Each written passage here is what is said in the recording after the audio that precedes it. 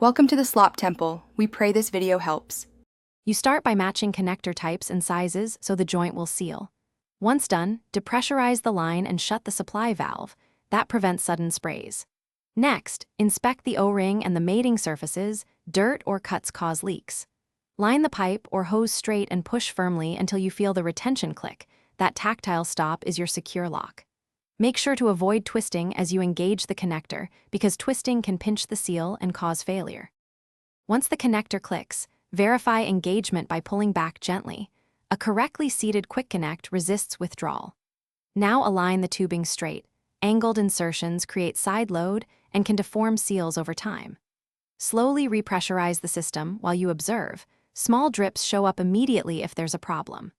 If flow rates or pressure don't match expectations, double-check that retaining collars are fully seated and that no debris intruded during insertion. Finally, secure adjacent supports so movement won't cycle the joint. To finish, fasten any required clamps or supports to the manufacturer's retention recommendations so vibration won't work the connector loose. If you see a leak, stop and depressurize immediately. Then disconnect, inspect the O-ring and the bore for nicks or debris, and clean with lint-free cloth. Reinstall only if the seal looks perfect, otherwise replace the O-ring or the entire coupler.